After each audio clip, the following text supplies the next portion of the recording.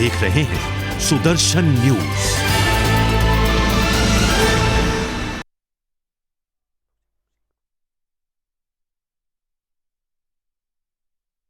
देश का सबसे एडवांस न्यूज ऐप अब आपके मोबाइल में, हर गांव, हर शहर को जोड़ता एकमात्र न्यूज नेटवर्क। सरकारी योजनाओं से लेकर हर समस्याओं का समाधान बस आपके एक क्लिक पर।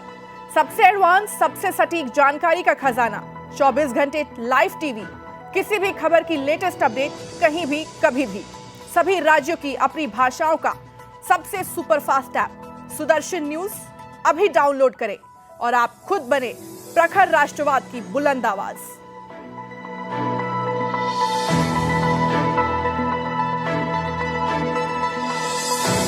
नमस्कार, आप देख रहे हैं सुदर्शन न्यूज और मैं हूं आपके साथ ऐश्वर्या दुबे। बुलेटिन की शुरुआत करते हैं देश और दुनिया की तमाम बड़ी और अहम खबरों के साथ। पहली खबर लेंगे राजधानी दिल्ली से। राजधानी दिल्ली के आदर्श नगर इलाके में गोद में बच्चा लेकर जा रही महिला को चेन स्नैचिंग का विरोध करना महंगा पड़ गया। स्नैचर्स ने चाकुओं से उस पर हमला कर दिया। घायल महिला की उपचार के दौरान मौत हो गई। पुलिस ने इस मामले में 2 जिहादी स्नैचर्स को गिरफ्तार किया है। इसमें से एक आरोपी वो है जिसके मां बाप और भाई पहले से ही जेल में बंद है। पुलिस ने इस मामले में जिहादी मोहम्मद अकीबुल उर्फ अटैची और जिहादी शेख फरदीन उर्फ डबल अंटा को गिरफ्तार कर लिया है। पुलिस ने बताया कि गिरफ्तार किए गए जिहादी जो है मोहम्मद अकीबुल के माँ बाप और भाई मारपीट के एक मामले में पहले से ही जेल में बंद है। इस मामले में अकीबुल भी आरोपी है, लेकिन पुलिस उस तक नहीं पहुंच पाई थी। पुलिस अकीबुल की एनबीडब्ल्यू कोर्ट से प्रोसेस करने की तैयारी में थी, तभी इसने दूसरी दिन दिल दहला देने वाली वारदात को अंजाम दे दिया। पुलिस की माने तो जिहादी अकीबुल अपनी अय्याशी के लिए पैसे का जुगाड़ कर रहा था, इसी वजह से उसने इस खौफनाक वारदात को अंजाम दिया। आदर्श नगर इलाके की रहने वाली 25 साल की सिमरन कौर की शादी 3 साल पहले पंजाब के पटियाला में हुई थी। पटियाला से वो चंद रोज पहले ही मायके आई थी। बताया जाता है कि सिमरन आदर्श नगर के पास ही शनि बाजार के नाम से लगने वाले मार्केट से शॉपिंग करके घर वापस लौट रही थी। उसी दौरान इन 2 जिहादियों ने उससे चैन खींचने की कोशिश की। सिमरन की गोद में मासूम बच्चा था, इसके बाद भी वो बदमाशों से भिड़ गई। ये देख जिहादी ने उस पर चाकू से हमला बोल दिया। सिमरन के गले पर चाकू से हमला कर आरोपी मौके से फरार हो गए। ये पूरी घटना जो है वो सीसीटीवी में कैद हो गई।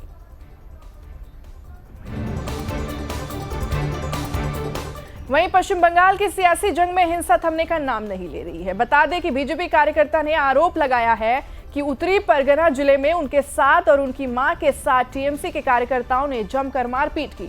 वहीं तृणमूल कांग्रेस के गुंडों ने आरोपों से इनकार किया। सत्ताधारी पार्टी से आए बयान में कहा गया कि बीजेपी बदमाशी में झूठे दावे कर रही है। गोपाल मजुमदार की मां ने दावा किया कि उन्हें और उनके बेटे को तृणमूल कांग्रेस के गुंडों ने पीटा और ये कि उन्होंने उनके बेटे को इस घटना के बारे में किसी को नहीं बताने की भी धमकी दी थी।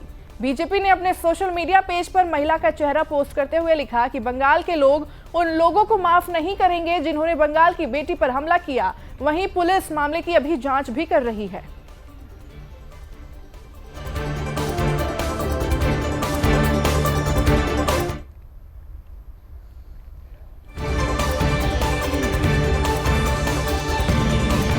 तो वहीं देश में किसान आंदोलन, हाथरस कांड और उन्नाव की घटना के साथ कई घटनाओं के माध्यम से दंगा का सहारा लिया जाता है। बता दें कि उत्तर प्रदेश को दंगों की आग में झोंकने की साजिश रचने वाले आतंकी संगठन पर योगी सरकार ने सख्त रुख अपनाया है।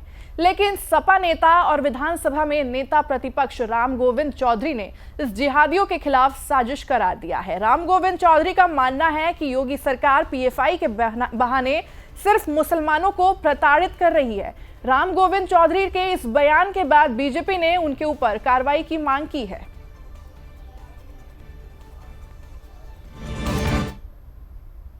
सरकार नहीं पकड़ती है, उनके कुकर्म उनको पकड़वाते हैं, पुलिस पकड़ती है, फिर मुकदमा अदालत में चलता है। नेता विरोधी दल जी, अदालत में जब वो दोषी सिद्ध होते हैं तो उसका जिम्मेदार कौन है? आपके खिलाफ भी कठोर कार्रवाई होनी चाहिए। आप इतने वरिष्ठ नेता हैं, कानून क्या सरकार के हाथ में है? न्यायालय किस लिए है? न्यायालय में सजा होती है जिनको, वो सब पीएफआई के एजेंट निकलते हैं, तो उसमें पीड़ा क्यों हो रही? सीधे सीधे कहिए ना, मुस्लिम तुष्टीकरण की बात आप करते हैं। ये पीएफआई के नाम पर कुछ लोगों को गिरफ्तार किए और आगे भी करते रहेंगे।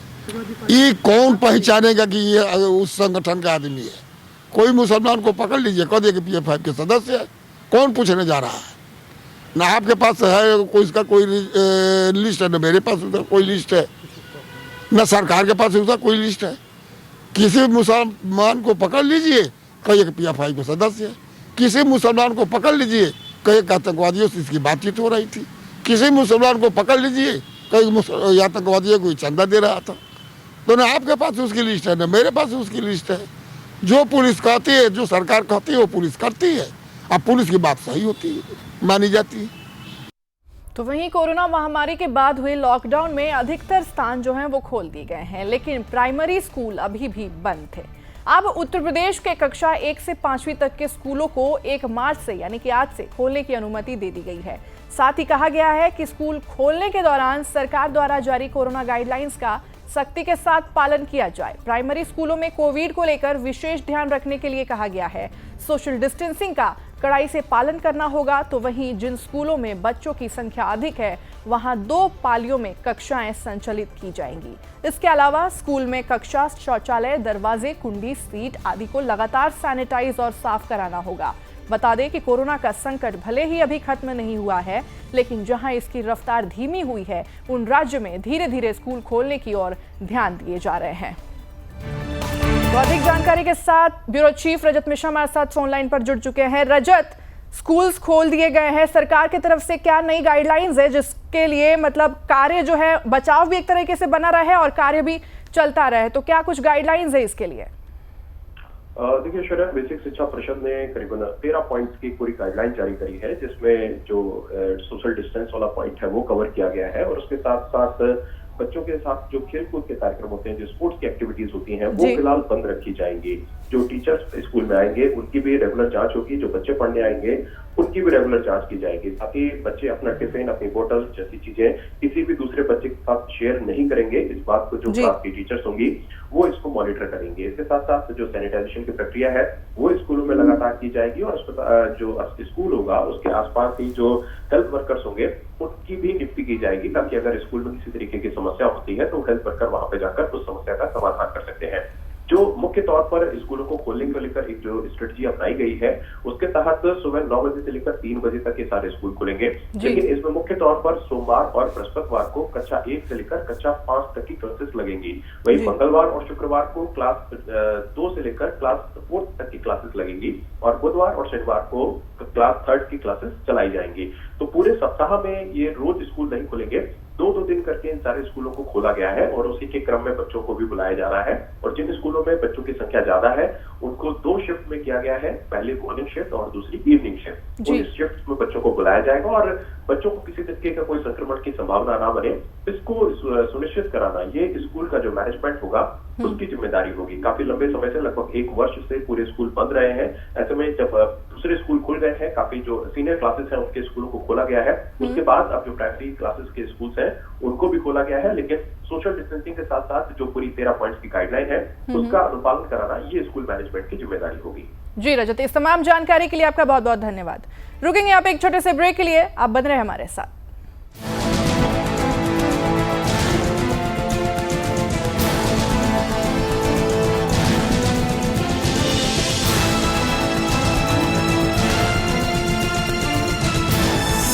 आप देख रहे हैं सुदर्शन न्यूज।